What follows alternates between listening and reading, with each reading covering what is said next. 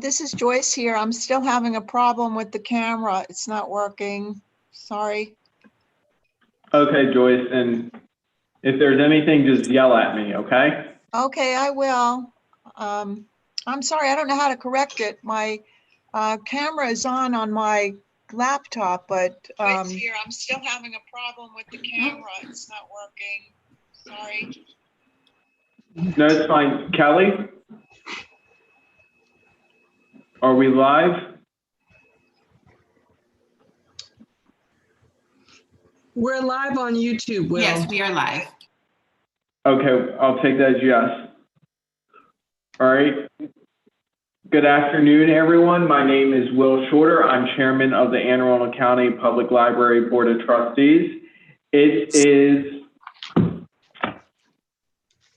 4:03 on Thursday, October 15th, and I call the meeting of the Anne Arundel County Public Library Board of Trustees to order. I will do a quick roll call vote to ensure that we have a quorum. Ms. Miller is here. Dr. Sapp is here, I believe. I believe I saw him. Here. There you go. Ms. Maxwell, I'm here.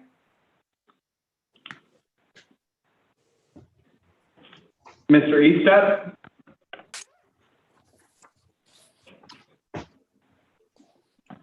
is Jim Eastep here?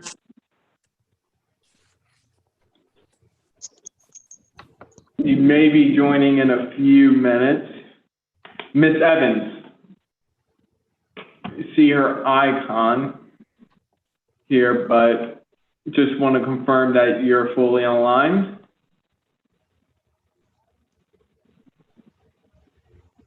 May have stepped away, but I believe I've heard her a few minutes ago. Ms. Anderson.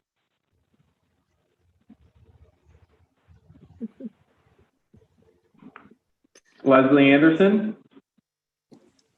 Unmute yourself, Leslie. Unmute. Oh, I see you. Okay. Good, thank you. Mm-hmm. Ms. Peruti. Here. Thank you. Ms. Beck Present. is here. Ms. Fletcher. Present. Mr. Bless.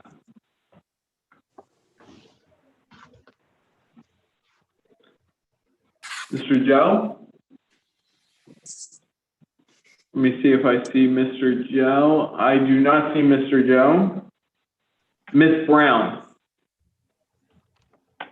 Present. Mr. Rowland. Present. Ms. Seaman.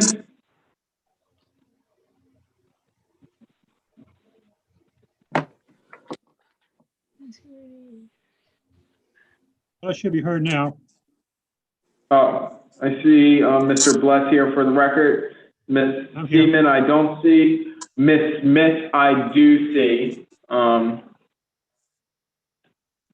And Ms. Solomon is here.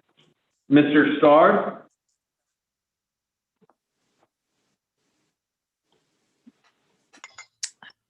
I thought I saw him. Let's see. Yeah, Jerry Starr. Oh, I did too. He's here. He's just muted. His icon. Okay. Ms. Cruz. Present. Thank you. And Ms. Tommy. I'm here, present. Thank you. And Mr. All. Present. As ex officio. And Miss Simmons is here. Mrs. Simmons is here. And I'm Tom. sorry for missing you. Not least, right? Yes. We have a quorum of our members. First item on our agenda is approval of the agenda. Do I hear a motion to approve the agenda? So moved. Ms. Second, Smith, Bless. and Mr. Bless seconds. All those in favor, please signify by saying aye. Aye. Aye. Aye. All those opposed signify by saying nay. The motion carries. The agenda is approved. Now we'll move on to the approval of the open meeting minutes from the September 17th meeting. Is there a motion to approve the minutes? Joyce Miller approves. Ms. Miller approves. Is there a second? Second. Ms. Smith seconds. All those in favor, please signify by saying aye. Aye. Aye. Aye. All those opposed signify by saying nay. The motion carries. The minutes are approved. Moving on to treasurer report, Ms. Maxwell. As you know from the minutes, I was appointed on September 17th to be the new treasurer. I am going to defer totally to Michelle Davis, who is the assistant chief financial officer for the operating budget, to give you an update on the operating budget, and to Rudy Rodella to give you an update on the capital budget. Ms. Maxwell, I was anticipating a full State of the Union style report as your first report as treasurer. So I am disappointed, but we'll let it slide the first time, of course. I will start with the treasurer's report for our operating budget. There's the financial report should have gone on to all of the board members, and there's not anything out of the ordinary for our expenditure side. We are right on track where we are for the fiscal year. We're 25% through our fiscal year, and we're about 24% on our expenditures overall. So we're on track there. The thing that is down is our self-generated revenues. And that is just because we are not open and we are not collecting the fine revenue or the service revenue that we normally would and had budgeted for. So that those revenues will continue to be down until we are back in operating capacity. Thank you. Are there any, Ms. Maxwell, do you have anything to add? No, I do not. Great, thank you. Are there any questions from any members? Hearing none, we will move to the foundation report. Ms. Miller and Ms. Beck? Oh, excuse me. Oh, wait. Yeah. Yes, Yeah. Ms. Maxwell. Rudy needs to give the capital budget overview. I'll jump in now. Let me share a screen real quick. Okay.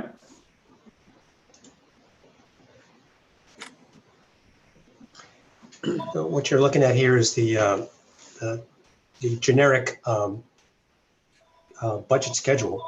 Just to let you know, because this is going to come up later in the meeting, we are actually already in quote unquote budget season. We are at this stage right now preparing our capital budget requests for TPW, and we'll be presenting that later on in the meeting today. But as you see, these orange bars show you where the capital budget action takes place. We've already started this review, and we'll present these requests to you later this afternoon.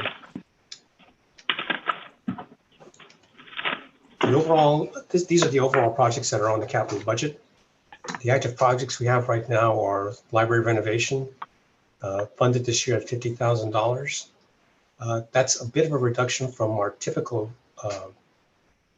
allocation, principally because we have quite a bit of carryover left over from previous fiscal years. So we did not anticipate needing the extra money. We're going to be using the money that we have accumulated from FY 20 and 19 in this fiscal year. And I'll show you that in just a second too. Annapolis and Riviera Beach are the only two active projects right now. Annapolis was, the council decided to deallocate $750,000 from Annapolis and $1.5 million from Riviera Beach. Annapolis is close to completion. You'll see that in just a second. You'll see some detail in just a second. But their DPW ascertained that $750,000 was excess funding and could be reallocated. I'm sorry, could be deappropriated. And same goes with the bidding that had taken place for Riviera Beach. In addition to the state grant that was provided, about $500,000 of the construction money was determined to be over allocated to this project, so that also was deappropriated. So as it stands right now, these are the current budget amounts, the encumbrances. These are the checks we've written but haven't posted yet, and these are the expenditures. This is the money that's already been paid out to the contractors. And as you see, we still have a little bit of a balance left over at Annapolis. Part of that is already earmarked for some last minute completion items. There's a shed and some outdoor work that still needs to be done at Annapolis. So that will be reduced by about $2 million here before the end of the year. And then this will stay with us until the actual Riviera building is close to being roofed over. This is mostly money for furniture, fixtures, and equipment, and also for the opening day collection for Riviera Beach. And then this gives you some details as to our repair and renovation project summary. This is the current balance that we have on hand, again, showing carry forward from previous fiscal years and this year's appropriation. A good slate of projects, very healthy, actually quite an ambitious slate of projects, all totaling up to just a little over $1 million for this year, which should bring us in close to near 100% completion on this project. It's pretty important for us to get all these projects done this year because we really do not want to have to deallocate more money in future years. So we've set a pretty hefty goal for ourselves, but we think we can do this. That is my presentation for the capital project. Thank you.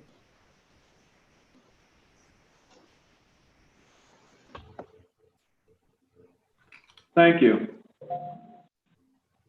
Are there any questions? Hearing none, we will move to Ms. Miller and Ms. Beck for the foundation report. Mr. Chairman, I'm happy to give this part of this very optimistic report from the foundation that shows the value of our foundation into what the library is able to do. The Library Foundation reports that in fiscal 21, annual fund has brought in $22,812 in gifts and 110 different donors, with the average gift being roughly $160, which I think is pretty good. Fiscal 21 Beyond Your Expectations campaign income received from pledge payments, $13,213. With additional fiscal 21 gifts designated to the endowment, we recently increased our Community Foundation of an Anne Arundel County endowment account balance by $25,000. The new balance is $185,000. Now, for me personally, it's been one of my main goals to see us increase our endowment. This is how we are going to live in the future. And this certainly helps us grow our money to the best advantage.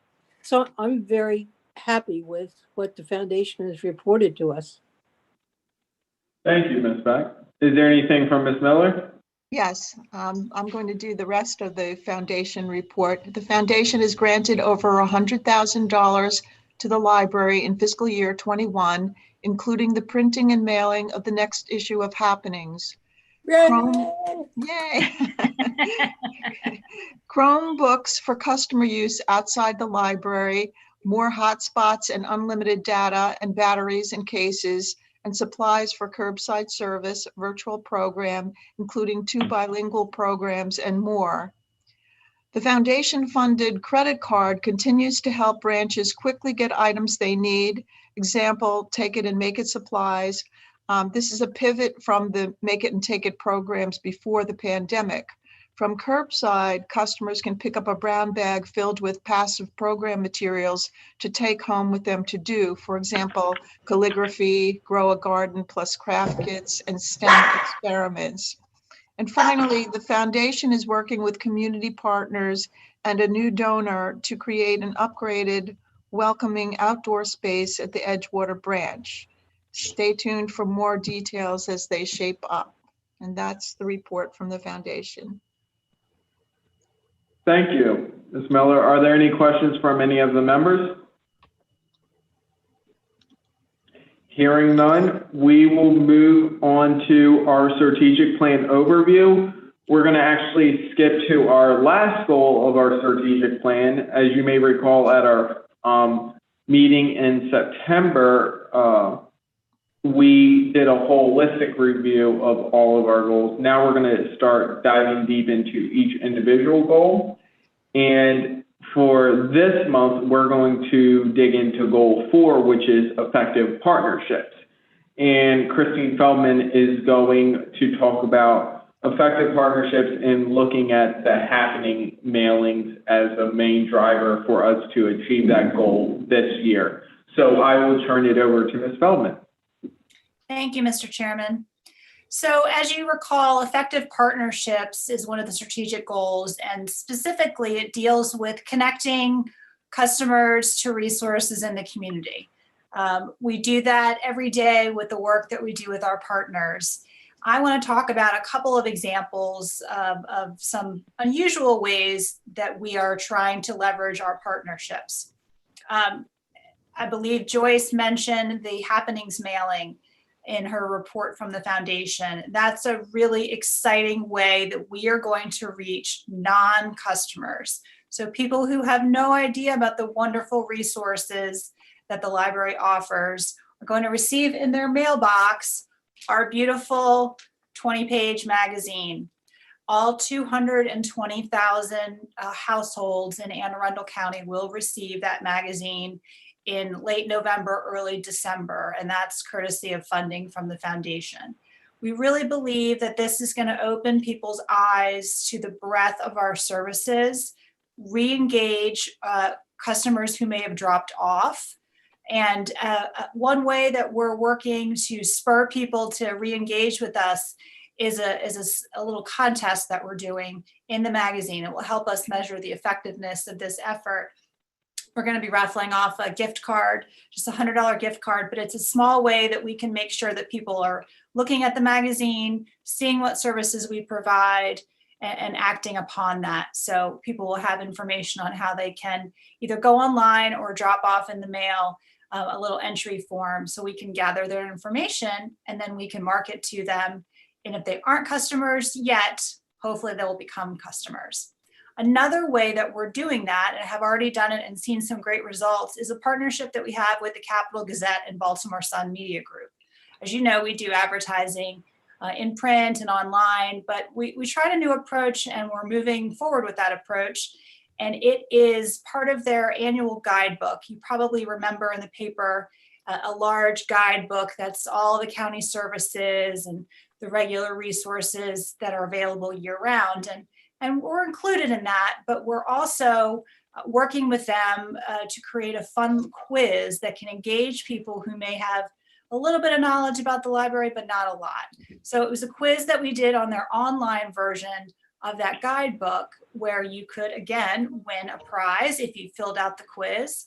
And we sent that to our inactive card holders. So that campaign ran for about a month and we received over 2,000 people taking the quiz and 1,000 new email addresses that we can now market to. We're going to continue with that in other forms later on, tying into the mailing of happenings, but we feel like it's an interesting, fun, and unique way to reach people and to leverage our partnership with those advertising organizations. So I'm happy to answer any questions.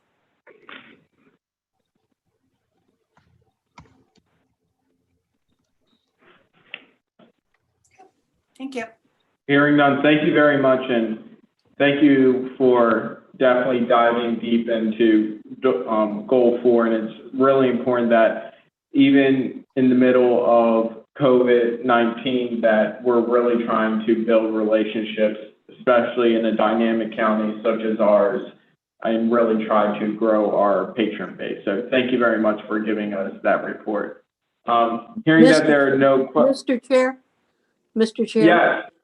Just Ms. Beck. one little aside, and I have mentioned this before, but I can't stress it enough. And I know Simona will back me up on this about the happenings thing, because this has been on the library board's agenda forever. I mean, we knew what a valuable tool it was.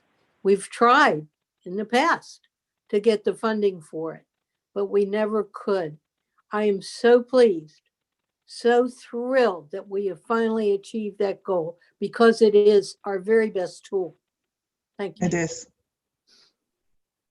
Thank you. Hearing no other comments, we will go on to staff reports. Skip, would you, or Mr. Earl, would you like to kick it off? Yes, let me just ask my executive leadership team if any of you have any items that you want to provide right now. I'm going to go from the vertical report that I emailed to everyone last evening. Do any of you have a desire to make a report right now? I'm gonna ask Rudy, Coven, and Christine. I know that Kathy she's preparing for a wedding in the family. I don't believe she's here with us, but if any of you have something you'd like to bring up now, please do so. Okay, I'm not hearing you jump in, so let me go into the report. Actually, I've developed this verbal report and the written report from information that the executive team provided to me. I want to first off say thank you to Joan and Simona, but especially Joan in bringing up these comments about happenings. We have sought funding from the county, and I want to thank the foundation for providing the funding to be able to do this on a one-time basis. This is absolutely fantastic. I believe there's 230,000 households in our county. There's going to be thousands and tens of thousands of people who have probably not thought about the library for a long, long time. So we hope to be able to prove its value. It is tricky doing it during the pandemic. And so our measures of effectiveness will be a bit different from what they would be in normal times. But hopefully we will be able to do this again in the future, and I really appreciate what we're doing. I did see the bill for it, and we got a very good rate compared to what we thought was going to be required to ask of the foundation. And so the foundation has a little bit of money savings on this mailing. So with that, Skip, what was the price? It was roughly $52,000 for printing and postage. Basically split in half. That's great. Yeah, not as much as I thought. Yeah, the foundation authorized up to $65,000 for this, and so getting it at this cost is good. I think when we have taken it to the as a supplemental request in our budget, taken it to the county, we've asked for over $200,000 to be able to mail 4 issues a year. So we'll be considering that as we go into budget season with the budget committee in December.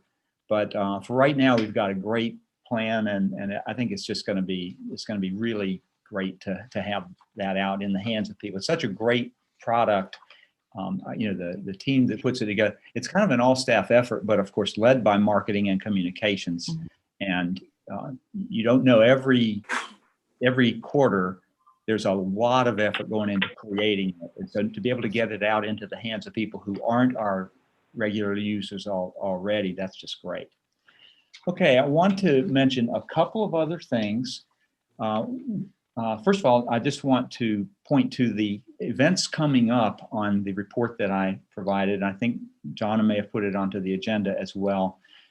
This groundwater training, which is building a practical understanding of structural racism, is continuing. There still are sign-up opportunities. If any of you... Skip.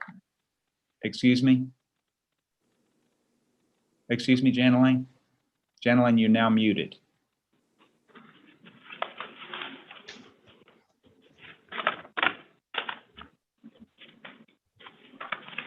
I'll just continue. I don't know what Jenilyn was wanting to say.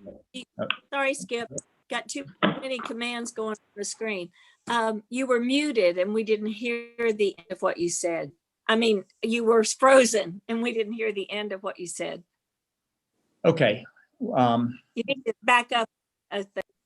Okay, I will go ahead and go back to where I was speaking about the groundwater training is available. If any of you are interested, please let me know. I'll help you sign up. In addition, just today, the county administration began a full-fledged groundwater training being offered to county leadership as a whole. And I've already invited Sandra Solomon to join that. That's an all-day training. If you've had the basic training, then you don't go the morning, you just go the afternoon. So if you're interested, it's just extremely important and valuable, especially this year, but really always. Secondly, this Saturday is the Citizens for Maryland Libraries annual meeting. Dr. Carla Hayden, who is Librarian of Congress and formerly the CEO at Enoch Pratt Library, she will be a keynote speaker. It starts at 10 a.m. It'll be a quick 2.5 hours. So I would encourage you to attend. And again, if you didn't register already, let me know.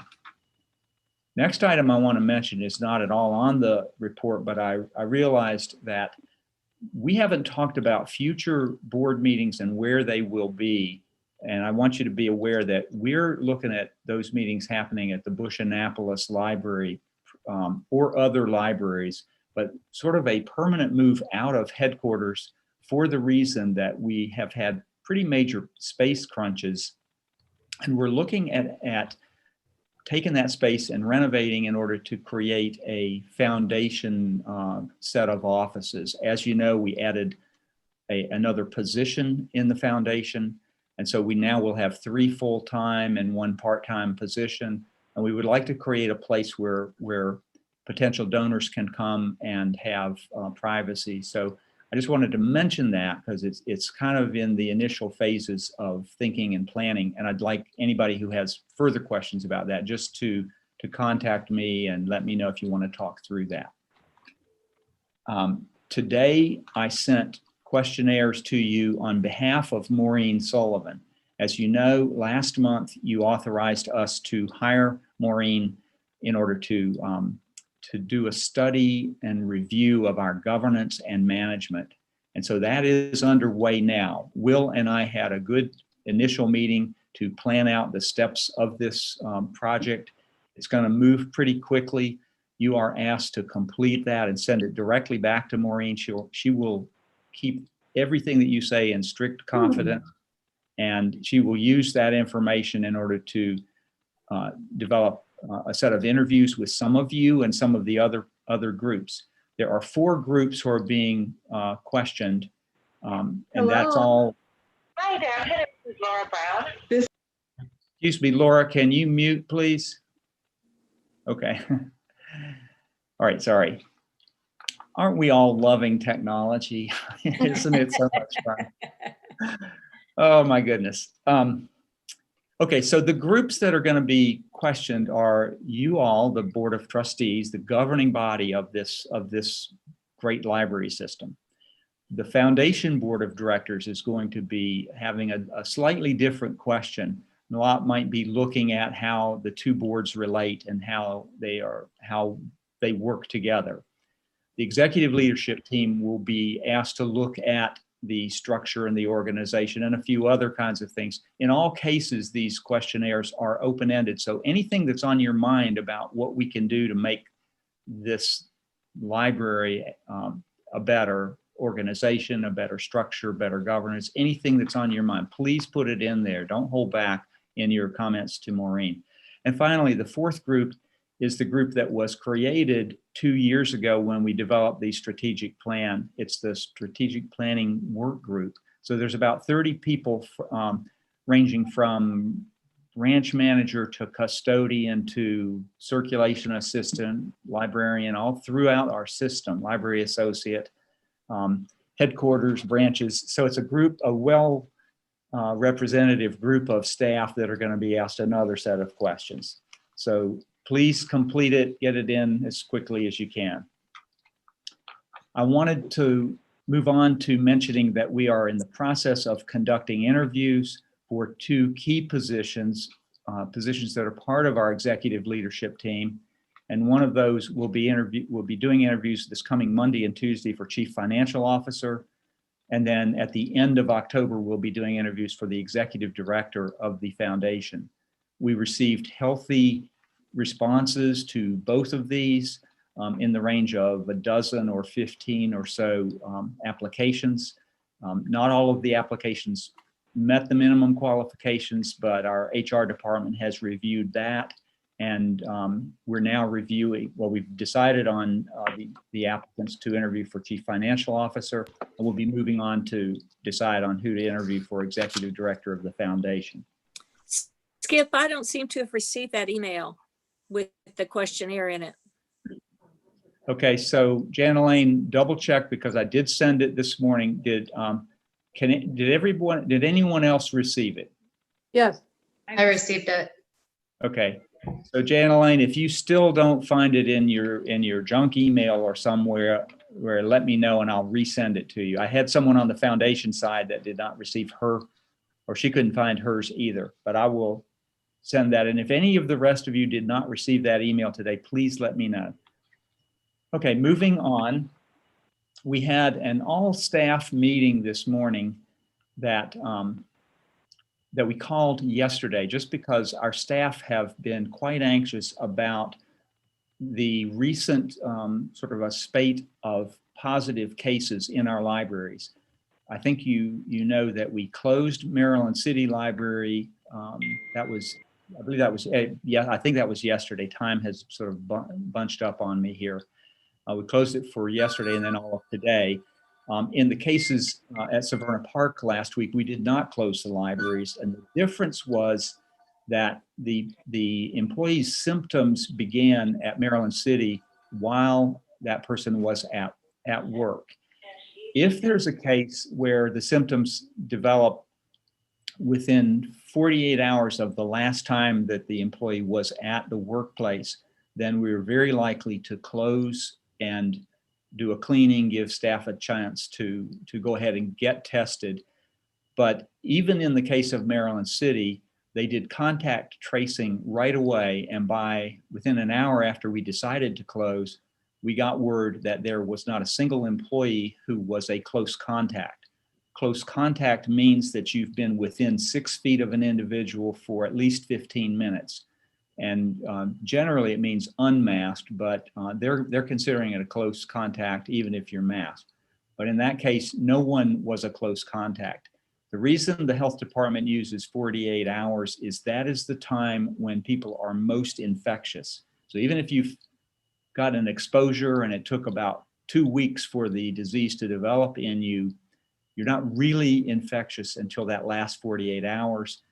And therefore, that's why they don't do further contact with people who were, say, 72 hours before or any time prior to that. Your board chair, Will, was able to join us this morning and able to express his support for staff, basically on behalf of all of you. And I think, Will, would you like to say anything about this meeting this morning? First off, I just wanted to express on behalf of the board our thoughts are with those who have been impacted, who have tested positive for COVID-19, and to their families and to their friends and to also their colleagues who are dealing with really high pressure times, and really thank them for all their hard work that they're going through. And to also reiterate that their health and well-being comes first, and we will continue to make sure that our mission as a library system is continue to be delivered in the highest quality manner, but also reinforce that safety will be a #1 priority for all of us. And I really appreciate Mr. Auld and all of his executive leadership team's approach to trying to make sure that we take a scientific approach to all of these issues and understanding that with COVID-19, this is really a fluid environment that we're in, and we really have to listen to the experts and really pay attention to the facts in all of the cases. So I really appreciate everyone and how we're taking an all hands on deck approach to this. So that's all I have for in response to the all staff meeting today. And just to clarify a little more, we decided yesterday afternoon, after a meeting with 4 people who are the officers of the staff association, because there was so much anxiety over the weekend because of a case at Severna Park where there was confusion about exactly when that person became symptomatic, that the president of the staff association got numerous messages. And so we decided to meet with them, talk through it, and during that meeting decided to ask someone from the health department to join us. Dr. Kalyana Raman was not available, but we had the deputy director of the Bureau of Disease and Prevention who spoke with us. Her name is Jennifer Schneider, and she was great. She's a registered nurse, has been with the department for a while, and she actually has been doing the contact tracing and the inquiry at a couple of our libraries, including Severna Park. So she was great, and I know that it didn't dispel all the anxiety that our staff have, but we're trying to improve the way that we as an administration communicate with all of our staff. So that concludes my report. Does any trustee have a question for me?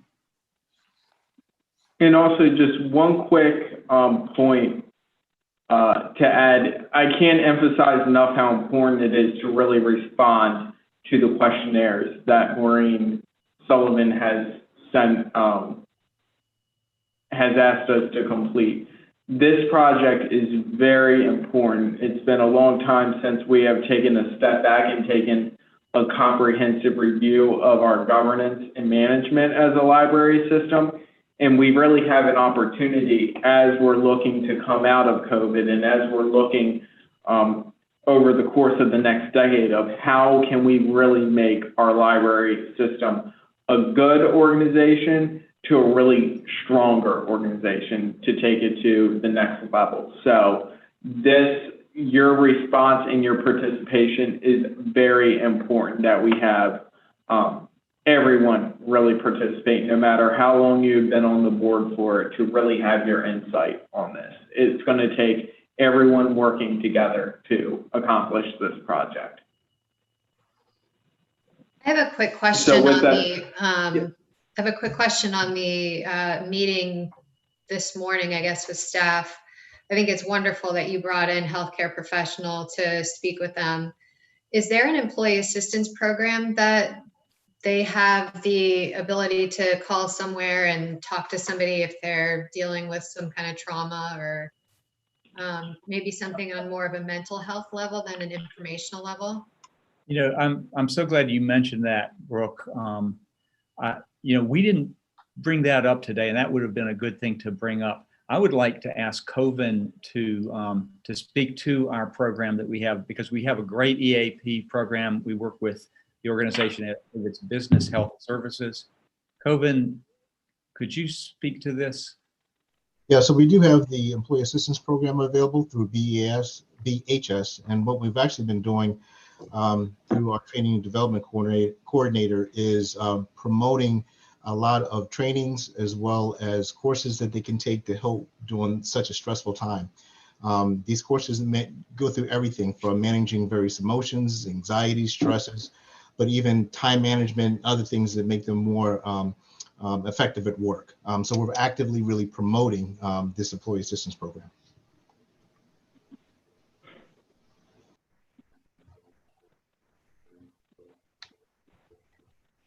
Does that answer your question? Sorry about that. I muted myself. It does. I think that's great.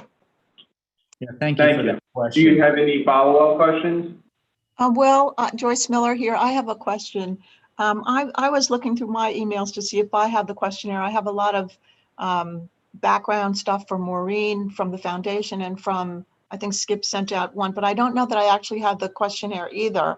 I mean, I haven't looked that carefully through my emails, but my question is this. I don't know if you mentioned in the email or anywhere of a time frame in which we should respond, because I think that's really important so that you get them back in a timely manner. So is there a time frame that was specified on the email? And if not, do you want to There's generate? a time frame. There's Pardon? a time frame. There is? Okay. It's, October 23rd. Okay. So that is next Friday. So it won't take you a long time unless some of you want to write really lengthy essays, in which case it might take longer. But I would just try to address it now. I will send this. I think what I'll do is just send it back to the entire board one more time. And so if anybody does not get this by 6 p.m. today, please email or call me and I'll just send it individually to you. I know many of you have received it, but I'm going to just send it to everybody again. Thank you. Yeah. Penny, unmute yourself. I received it. It was time dated 11:52 this morning. And the heading is confidential inquiry drafts, if anyone is looking back at their emails. Thank you, Ms. Evans. Yeah, Ms. thanks, Smith? Penny. I found it. I'm thanking Penny because I did find it. Oh, good. And this is just a question of clarity. Is it best to print it out and write our answers? Because it's not an interactive electronically from what I can see. So it looks like we have to print it out, write our answers, and scan it back in. Is there a way we can get a format that we can just, using Cami or another app where we can just type it in and not have to go through printing? Or is that, well, maybe we can do that ourselves. Okay. Correct me if I'm wrong, Skip, but if it's a Word document, you can download the Word document and you can type in your answers, save that document to your desktop, and then send it to Maureen that way as well. So you don't have to print and write. Okay. If that makes sense. Yeah, I'll double check. It didn't look like a Word doc to me, but I'll double check it. Thank you, Will. Okay. I think. If not, I thought it was, but if not, we can make appropriate accommodations to make sure that it's this project isn't too hard for anyone, because we shouldn't have to print out, write over, and scan over. We don't want to make it too hard for anyone. It's a Word doc, Mr. Chairman. Okay, thank you very much. So please go that route, and if anyone has any problems with trying to save it, please feel free to reach out to myself, and then I will I'll be more than happy to walk you through the steps of saving it and sending it off to Maureen. Does anyone have any other questions for Mr. Auld, or any other questions regarding the consultant project or our COVID response? Speak now or prepare to send an email. Hearing none, we will move on to new business. Motion to approve the fiscal year 2022 capital projects. Mr. Rodila? Yes, sir. Let me share a screen again real quick. Mm-hmm.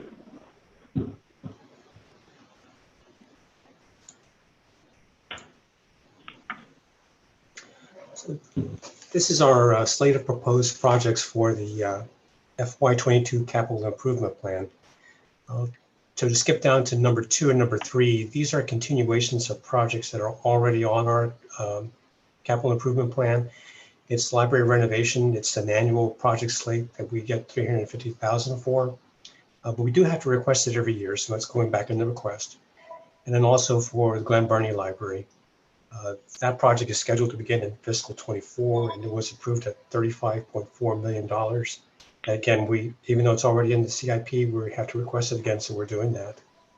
The new project request is for a new Millersville library. This was submitted as a new project request in FY19. It was not approved then. It was not approved last year. We're going to try again this year. This one element answers the largest deficiency that was identified in the facilities master plan, which was a considerable shortage of square footage, just plain square footage for the library system overall. Last year's estimate was at 38.5 million. We've included a bit of an escalation this year, and this is only a preliminary estimate. We believe that project will come in at about $39.5 million. And a picture being worth 1,000 words. This is a quick look at the distribution of customers that use the Glen Burnie Library. So Glen Burnie itself is right here. As you can see, there are a considerable number of people that live all through this area. And this particular area in the county does not have any library service at all.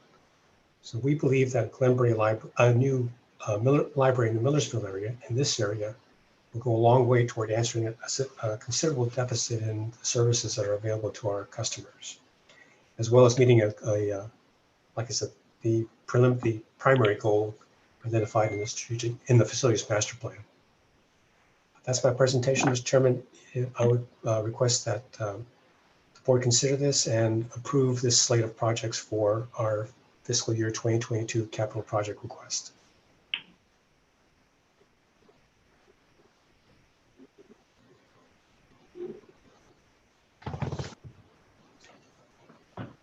Thank you. And I think it's, correct me if I'm not wrong, it's really on course from what we discussed last year at our meeting when we put forward our capital projects request. Yes, sir. Yes, sir. Last year's slate was a bit more ambitious, but it was also pre-COVID. So this year what is the biggest difference, would you say? Well, the biggest difference is that last year's slate also included renovations at Edgewater and at several other Edgewater, a new deal, and a new Brooklyn Park Library.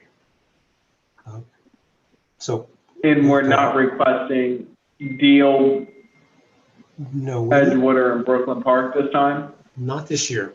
We believe we're close. We believe that with the Millersville Library, if we are able to get that approved, we're going to be a long way towards solving the deficiency in our square footage. Also, there's also another element, sir, if I may. Part of what's pushing us back on Deal is that the Deal Library sits in the 50-year floodplain that's estimated for climate change. So one of the elements that's new in this year's capital improvement plan is that we also have to consider the effects of climate change in our requests. So I think it's prudent for us to pull that project back a little bit and reconsider that in light of next year's forecasts, and also I think in light of a new facilities master plan. So Deal is because of climate change. What about Edgewater and Brooklyn Park? So Edgewater and Brooklyn Park are getting a couple of renovations this year already, and these are infrastructure renovations that we had advocated for and were funded through the central services budget. Those improvements are going to give us a much better infrastructure at those branches. We won't increase the square footage, but as I said before, I think if we're able to get the Millersville Library on the slate, I think it'll be time for us to go back and redo our facilities master plan. So for FY23, we will probably submit a new facilities master plan request and have us reevaluate where we are and where we stand. There's also one other item that's in between here and there is the completion of this year's census. We've been using population estimates this entire time to forecast where we are in terms of square footage and the services we're able to provide. Once the census comes in, it will definitely be time for us to revisit our square foot per capita goals.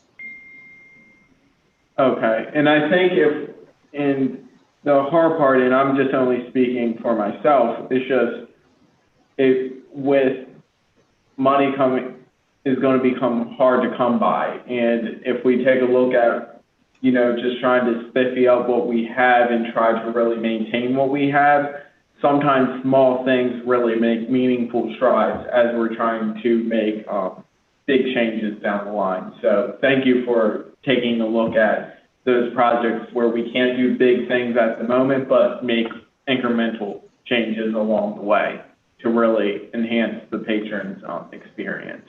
So I appreciate that. Thank you, sir. Are there any questions for Mr. Rodillo? Mr. Chair, I have a quick question. Rudy, is the main obstacle the distance between Millersville and Severna Park? I mean, what is the opposition that you've faced the last couple of years over Millersville? That is a really good question.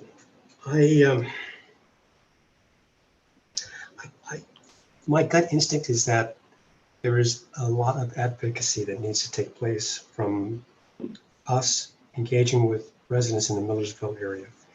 I think it's just an element of need that is somewhat hidden, that has not received sufficient attention. And it's just one element and several other things that are coming about as well. Let me go back to this map real quick to demonstrate something. That is the Old Mill campus. So that is a high school and middle schools that are being relocated. So there's county land that is going to be repurposed. And I think that's the opportunity for us to jump in there and really make that a significant facility, not just for the library, but also for the community college and for other partners in that area. So I think that hopefully this advocacy will bring some more attention to those needs, and we'll get this project on the slate. Severna Park is quite a distance away, as we know from our studies with the facilities master plan. The library tends to be a very local kind of service. There are a lot of people there that are in that area. Glen Burnie gets a lot of that usage, but these other libraries are just a little too far away to make really effective inroads for this community. Mr. Chair? Mr. Auld? Yeah, I'd like to add on to what Rudy has said. Last year at this time, Ben Burge was the Chief Administrative Officer, and he advised us that the timing on the entire Old Mill complex was like a domino effect, that there were certain projects that really needed to go forward.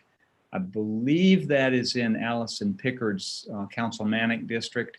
And so there's a new high school to be built, and then a new middle school to be built, and then renovations of old buildings and freeing up of property, I believe, on that campus.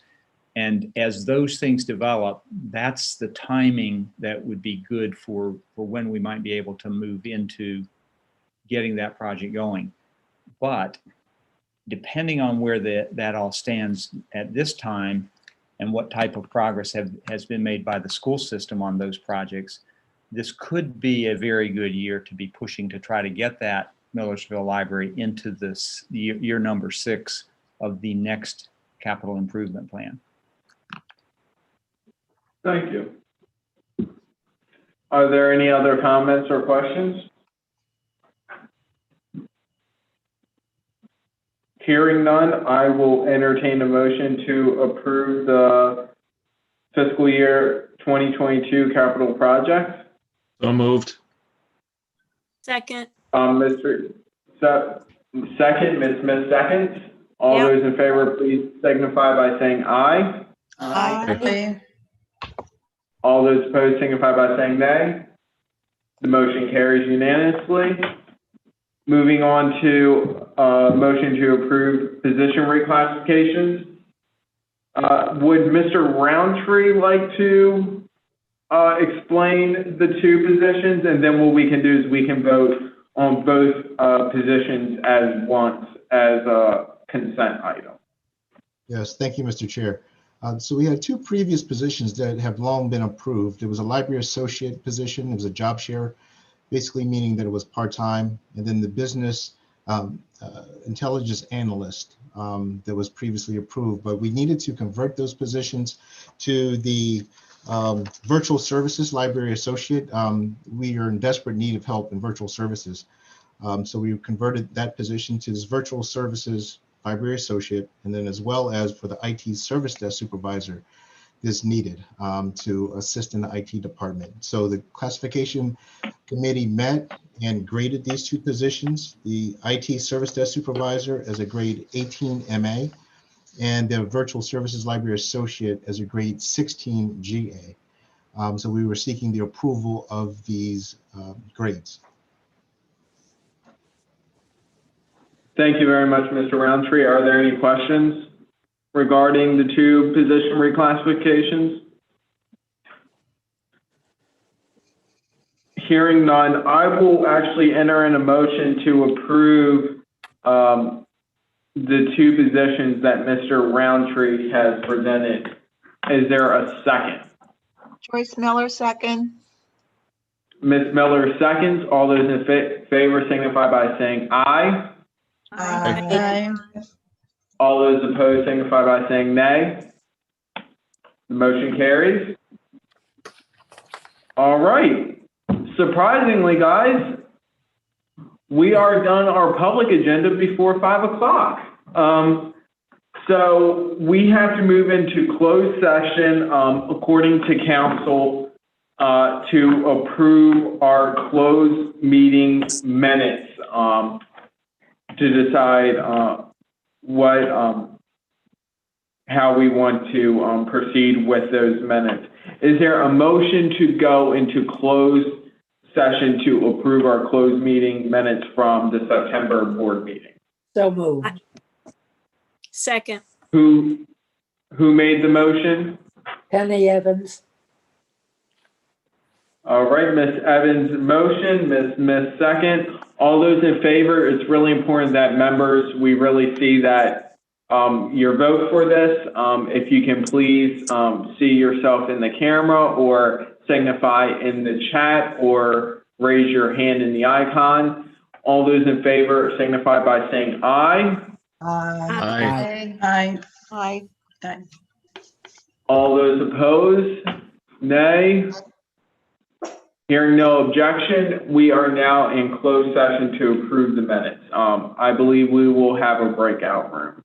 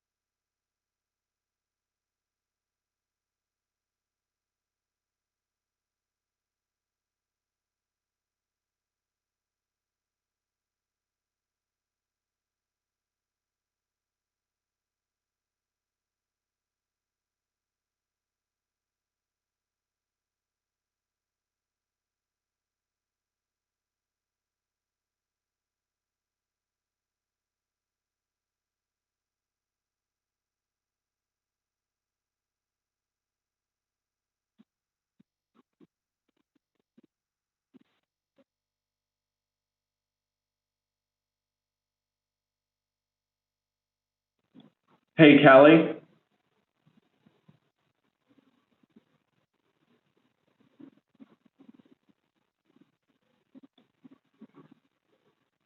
Thank you. We are now in open session. There is no other business before the board. Are there any business that any member would like to bring for the good of the order? Hearing none, I will now entertain a motion to adjourn. So moved. With Mr. Epps, Eastep motion to adjourn with no objection. We are adjourned.